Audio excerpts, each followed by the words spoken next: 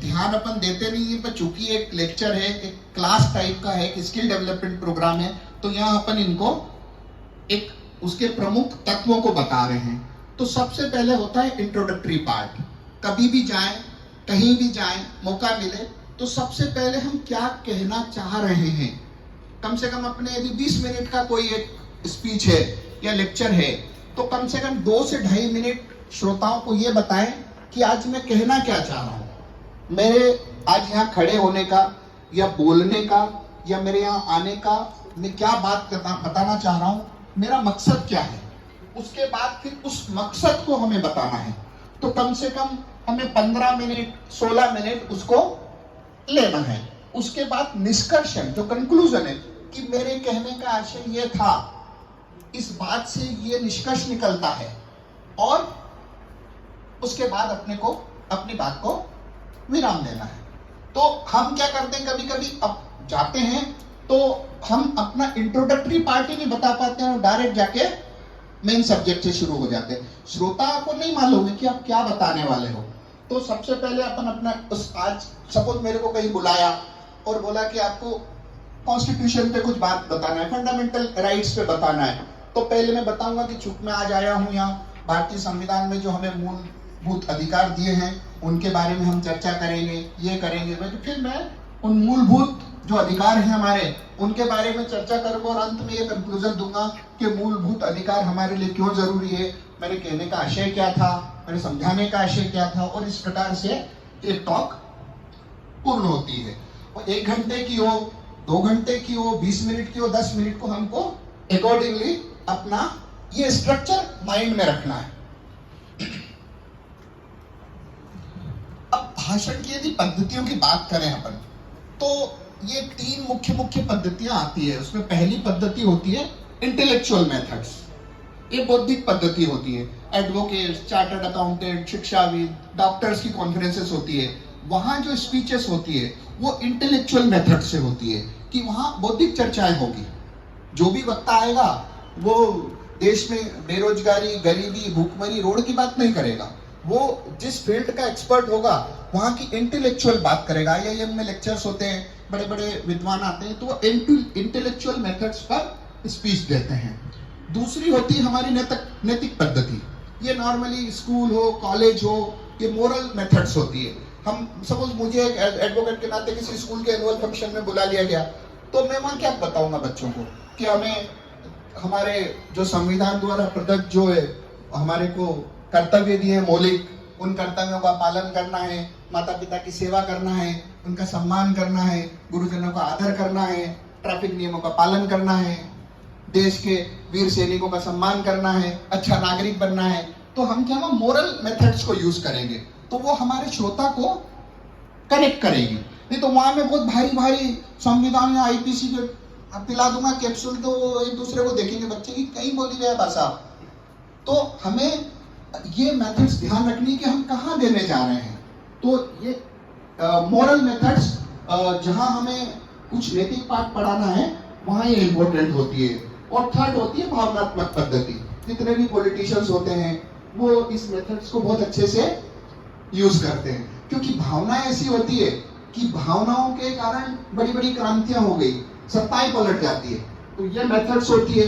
यदि हमें fund raising करनी है, युवा संसद के लिए मेथड सबसे इंपॉर्टेंट है, क्योंकि यदि हम कहीं जाएंगे तो हम लोगों की भावनाओं को जागृत करेंगे कि भैया हम समाज की सेवा कर रहे हैं, गरीबों के लिए काम कर रहे हैं, ऐसा कर रहे हैं। तो अंत में हम हमारा मूल जो फोकस रहेगा वो इमोशनल मेथड्स पे रहेगा कि आप सब पैसे वाले हैं, आपके पास 4 रोटी है, अगर एक रोटी में से हम 10 लोग खा रहे हैं, छोटे छोटे टुकड़े दे देंगे तो 2 लोग का पेट भर सकता है, हमारे क्या कम पड़ेगा, अगर हम 2.25 रोटी खा ली तो क्या फर्क पड़ेगा। तो इस तरीके से ये इमोशनल मेथड से हम जो है लोगों को आह्वान करते हैं और उनको आकर्षित करते हैं। तो ये 3 मोटी मोटी पद्धतियां होती है। जितने भी प्रोफेशनल्स होते हैं, पढ़े लिखे लोग होते हैं, कॉन्फ्रेंसेस होती है, वो बौद्धिक पद्धति से चलती है। स्कूल कॉलेज में किसी लीडर को बुलाओगे तो वो वहाँ मोरल मेथड से स्पीच देगा। और अगर कहीं फंड रेजिंग हो, पॉलिटिशियंस के भाषण हो, जनता से वोट प्राप्त करना हो, देश के लिए फंड इकट्ठा करना हो, सैनिकों के लिए कुछ करना हो, तो वो इमोशनल मेथड्स काम करेगी। अब सबसे पहला क्या था हीरो अपने लेक्चर का, क्या था? वक्ता। तो वक्ता की योग्यता क्या होनी चाहिए? देखो वो हार्वर्ड से कोई पढ़ा लिखा तो हो नहीं सकता है, सब अपने यही है। अलग से अपन कोई वहां पूना के जो स्कूल आप जो चलाते हैं, ये लीडर्स बनाते हैं, पॉलिटिक्स बनाते हैं, एक्टर्स बनाते हैं, नेता बनाते हैं, वहां तो हम जा नहीं सकते। पर हमारे अंदर भी कुछ योग्यता तो होनी चाहिए। वो क्या होनी चाहिए? सबसे पहले कि गुड लिसनर, सबसे पहली योग्यता है कि हमें अच्छे श्रोता बनना है। अच्छा वक्ता कौन बनेगा? जो अच्छा श्रोता होगा, क्योंकि हमारे दो कान दिए और मुंह एक दिया है। क्यों दिया भगवान ने? कि दो कान से सुनो, एक मुंह से बोलो। दो कान से जब हमारे अंदर इनपुट जाएगा, क्योंकि एक साइंस का सिद्धांत है कि जितना भी आप मेरे भाषण को यहां सुनेंगे, 40% आप उसको एब्जॉर्ब करेंगे, ओनली 40%। 100% में से 60% आपके ऊपर से चला जाएगा। रिप्रोडक्शन की बात आएगी उसकी, तो ओनली 15% रिप्रोड्यूस करोगे। पूरा भाषण सुना, 40% आप समझेंगे और मैं बोलूंगा कि मैंने क्या बताया उसको बताइए, तो आप 15 से 16% के ज्यादा रिप्रोडक्शन कर ही नहीं सकते। तो हमें ज्यादा से ज्यादा इनपुट लेना है, ज्यादा से ज्यादा चीजें सुनना है, ज्यादा से ज्यादा समझना है, ज्यादा से ज्यादा पढ़ना है। तो अच्छे श्रोता, एक्टिव लिसनर, इस पे क्लास करेंगे हम कभी, हमारे सर भी हैं, चेतन सर भी। एक्टिव लिसनर की पूरी क्लास है कि लिसनर कैसे बने, ताकि ज्यादा से ज्यादा सबकॉन्शियस माइंड में जाए और चीजें वहां स्टक करे, रुके। नहीं तो क्या होता है, नदियों में पानी आता है, बह जाता है, गर्मी में फिर नदी सूख जाती है। तो पानी कैसे रोका जाए, या हमारे थॉट्स कैसे अंदर सबकॉन्शियस माइंड में जाए, कैसे रिप्रोडक्शन हो, उसके लिए एक अच्छा स्पीकर बनना तभी हो पाएगा जब हम गुड लिसनर बनेंगे। इच्छा शक्ति, देखिए दुनिया में कोई भी काम बिना इच्छा शक्ति के नहीं होता है। किसी को पकड़ के खड़ा कर दो तो कोई काम नहीं होने वाला है। इच्छा शक्ति यदि हमारी होगी, डिजायर हमारी होगी, तो दुनिया का कोई भी काम मुश्किल नहीं है। कोई भी एक साधारण व्यक्ति भी अच्छे से अच्छा वक्ता बन सकता है।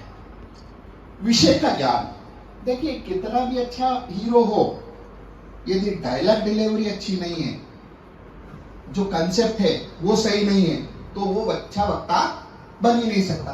तो सब्जेक्ट का नॉलेज, जिस विषय पे आपको बोला गया है, किसी ने बोला कि सर आपको यहाँ टॉक देने आना है, या हमें पॉलिटिशियन का कोई भाषण देना है, स्कूल के टीचर हैं, कहीं भी देना है, तो सब्जेक्ट का थॉरो नॉलेज, जितना ज्यादा एस्पेक्ट अपन उनको समझेंगे, क्योंकि अभी इंफॉर्मेशन का जमाना है, जैसे चेतन सर ने बताया, नॉलेज बहुत है लोगों को, हम जितना देंगे लगेगा कि कम है, क्योंकि लोगों के पास बहुत नॉलेज के सोर्सेस हैं और बहुत नॉलेज है।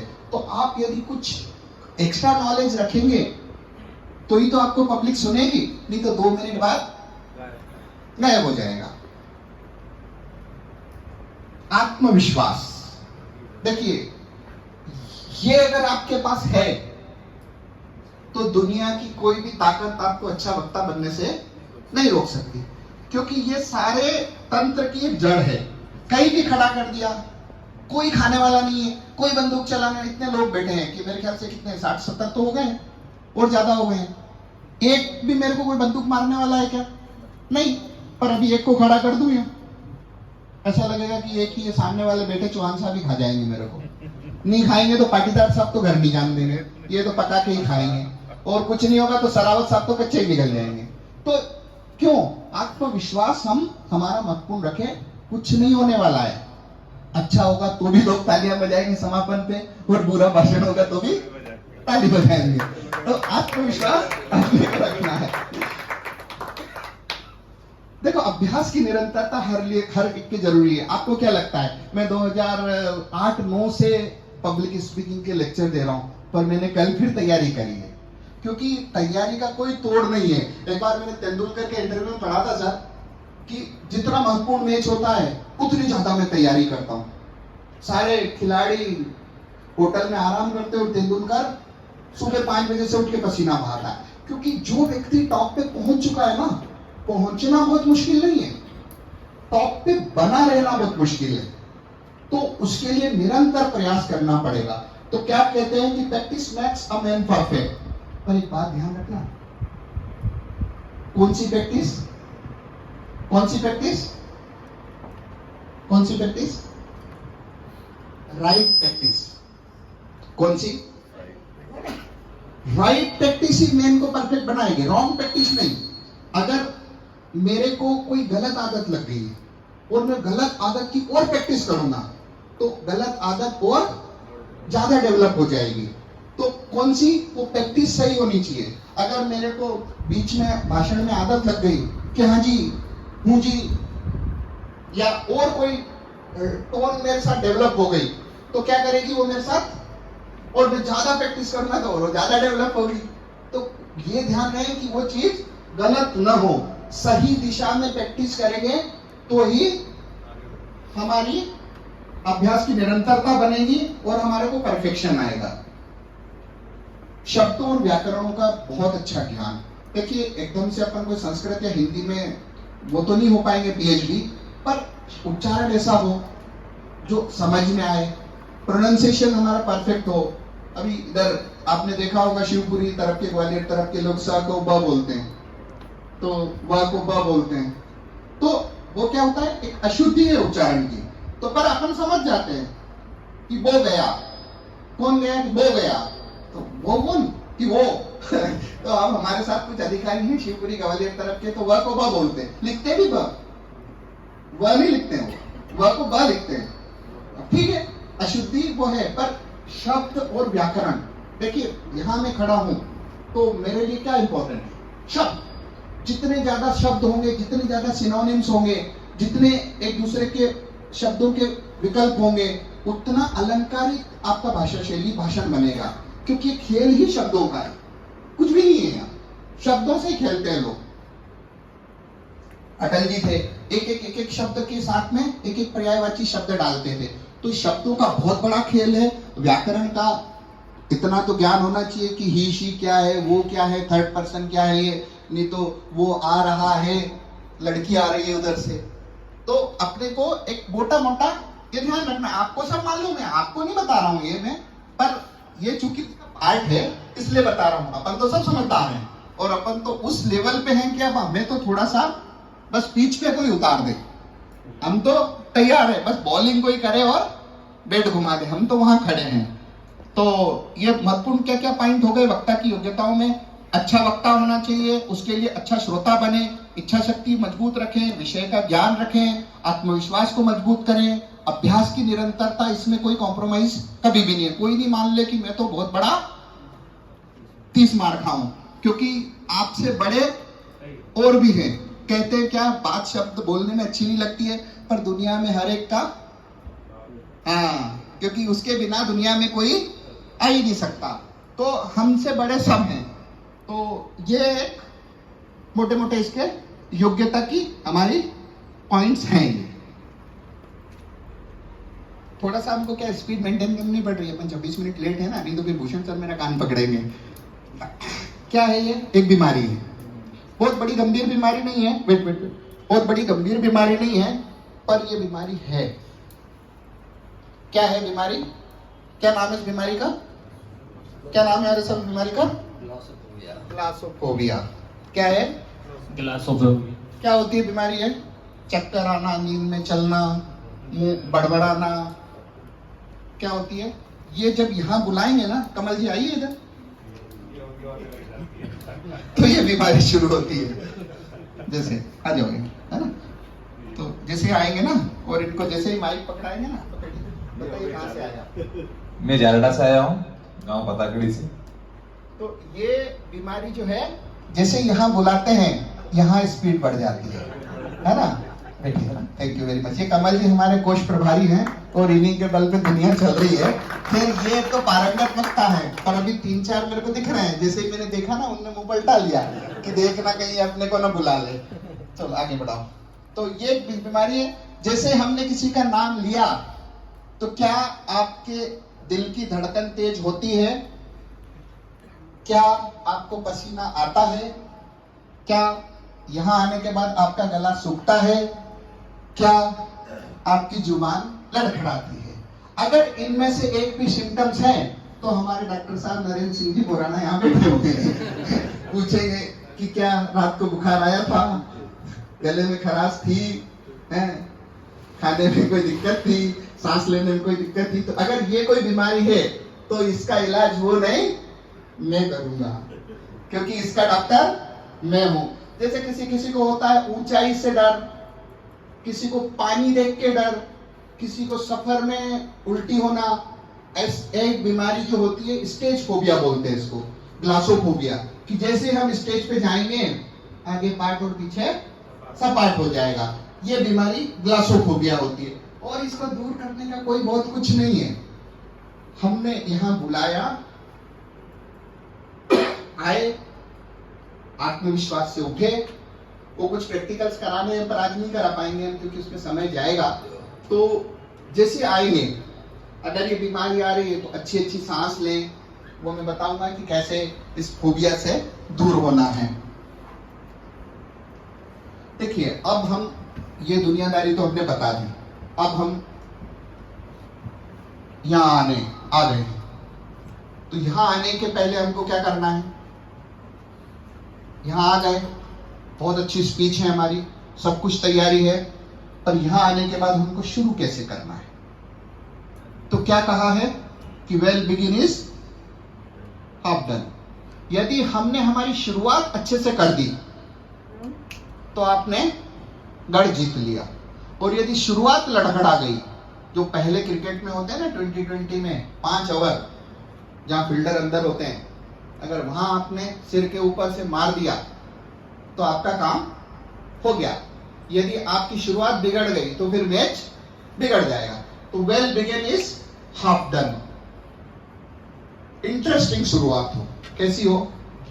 कोई अमिताभ बच्चन की या जॉनी लीवर की कॉमेडी तो नहीं दिखाएंगे अपन कि भैया जॉनी लीवर की कॉमेडी से शुरुआत करें, पर इंटरेस्टिंग हो कि जितने भी ऑडियंस हो वो हमें एक बार में ग्रैब कर ले। नहीं तो क्या होगा कि 2 मिनट में ही अपनी अपनी गलियों में हम भटक जाएंगे कि बोले ये आया है, इससे अच्छा तो अपने में जीरापुर में ही था कि ये क्या बता रही है, नई बात है, चल तू तो ये बता अपन यहाँ से निकल के कहाँ शॉपिंग करने चलना है अपने।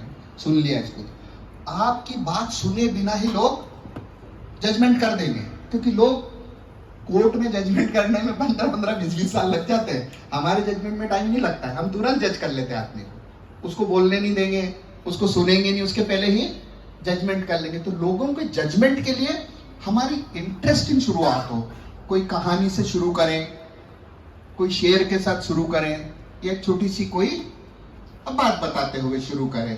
तो एक छोटी सी बात अपन भी करते हैं। एक में छोटी सी आपको इससे कहानी याद आ गई मेरे को, एक कहानी सुना दे। कहानी नहीं, आपका माइंड टेस्ट है। गणित सबने पढ़ा है, जोड़ना तो सबको आता है, पक्का है ना? कोई कौन है जिसको जोड़ना नहीं आता है?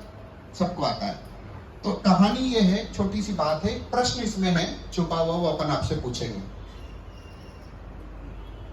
एक अभी शायद बड़ौद मंडल आया होगा ना, मान के चलो ट्रेवलर गाड़ी है, आइए, तो वो गाड़ी स्टार्ट हुई, उसमें एक ड्राइवर है और एक कंडक्टर है। कितने लोग हैं? एक ड्राइवर है, एक कंडक्टर है। पहले स्टॉप पे रुकी, वहां से 3 लोग उसमें चढ़े। ड्राइवर कंडक्टर हैं, 3 लोग चढ़े, गाड़ी रुकी, उसके बाद फिर अगला स्टॉप आया, एक आदमी उतरा, 4 चढ़े, 2 थे, 3 चढ़े, फिर कितने उतरे? 4 उतरे, 2 चढ़ गए। फिर गाड़ी आगे गई, फिर रुकी, 1 उतरा, 3 चढ़े, फिर गाड़ी आगे गई, 2 उतरे और 2 चढ़े। अब मेरा प्रश्न ये है, कौन आंसर देगा? अच्छा, 2, बिल्कुल 2 लोग तो परफेक्ट है गणित। क्या नाम, शुभ नाम आपका? अरे वाह यार, तूफान सिंह जी, और वो भी ठाकुर साहब, चलो बहुत शानदार। बताइए क्वेश्चन क्या है? अच्छा, क्वेश्चन तो मुझे भी नहीं मालूम है। आप बताइए। हाँ, इधर आ जाइए, आ जाइए। वाह वाह, दुपट्टा लाओ भैया, दुपट्टा लाओ, भूषण सर की स्टाइल। फिर कॉपी कर रहा हूँ मैं आपकी, माफ करिएगा। कॉपीराइट पेटेंट का एक लगा देना, 112 धारा। हाँ। लो, नाम बताइए। अमृत विश्वकर्मा। अमृत विश्वकर्मा। माफ कीजिएगा, ये जो ट्रायल है ना, तो बुरा मत मानना मेरे दोस्त। ऊपर आ जाओ, इधर आ जाओ, इधर आ जाओ। ये फेसबुक क्रिएटर है ना, जहां तक मैं जानता हूँ, बहुत प्रसिद्ध फेसबुक क्रिएटर है और लाखों रुपए कमाते हैं। कमाने पर मत जाइएगा, इनकी क्रिएटिविटी देखिएगा। ये कितने अच्छे क्रिएटिव फेसबुक में कंटेंट्स बनाते हैं और वो करते हैं। तो थैंक यू अमृत जी, आप आए और मेरे प्रश्न का बिना प्रश्न के आपने उत्तर दिया। ये आपके लिए मैं बहुत बहुत धन्यवाद। यही तो टेस्ट होता है कि मैं कहना क्या चाह रहा हूँ भाई, है ना, अपन बात करेंगे। हाँ, ले जाओ ये बात के लिए यार। मैं कहना क्या चाह रहा हूँ, मेरे ठाकुर दोस्त ने क्या बोला कि प्रश्न तो बताइए, और जैसे ही मैंने कहानी शुरू करी हम लोग गिनने लग गए। क्या गिनने लग गए? हाँ, मेरा प्रश्न था कि वो गाड़ी कितनी जगह रुकी, किसने उस पर ध्यान दिया था? स्टाफ किसने गिने? ईमानदारी से बताना। 2 लोगों ने। बाकी सब ने क्या गिने? सवारी। तो मैं जो कहना चाह रहा हूं वो कितने लोग समझ रहे हैं, ये हर एक वक्ता के लिए बहुत बड़ा चैलेंज होता है। क्योंकि हम ले जाना चाह रहे हैं दिल्ली, वो जा रहा है गवालियर। क्योंकि हम, कौन सा गाना है ना कि मैं भटकता हूं अपनी ही राहों में, गलियों में, क्या एक मेरे को याद नहीं आ रहा है, तो खुद ही अपनी बनाई हुई राहों में हम भटक जाते हैं। सामने वाला क्या कहना चाह रहा है ये हम नहीं सुनेंगे, हम अपने जजमेंटल बन जाते हैं। जैसे अमृत ने सवारी गिन ली, गिनी तो सबने थी, पर बोले नहीं, अच्छी बात है, क्योंकि अपन का को हिंदी कराओ यार। ये तो वकील आदमी को पहले जानते हैं, वो समझते हैं कि भूषण सर और ये दोनों ये पक्के दुश्मन है, ये हिंदी करते हैं। तो हिंदी नहीं होती है, ये हमारा एक, देखो, वे ऑफ टॉकिंग है, डुअल टॉकिंग है। आप बोलेंगे हम समझेंगे, हम बोलेंगे आप समझेंगे। ऐसा नहीं कि मैं खड़ा होकर बहुत बड़ा कहीं अमेरिका से आ गया हूँ, मैं आप ही में कहूँ, और मेरे से अच्छे वक्ता भी यहाँ बैठे हुए हैं, उनको भी हम सुनेंगे कभी। पर क्या होता है कि हम जजमेंटल बन जाते हैं, तो हमारे श्रोता जजमेंटल बन जाते हैं हमारे लिए, ये ध्यान रखना। तो शुरुआत ऐसी धांसू हो कि वो जजमेंट वो दे जो हम चाहते हैं, कि जजमेंट वो न दे जो वो चाहते हो। बात समझे मेरी बात? तो ऐसी धांसू शुरुआत करो कि अरे भाई बेचारे चुप, सुन लें दे, तो कोई बड़ी बल्लम आया है। आकर्षित करने वाली हो, जो भी इंटरेस्टिंग शुरुआत, और जैसे ही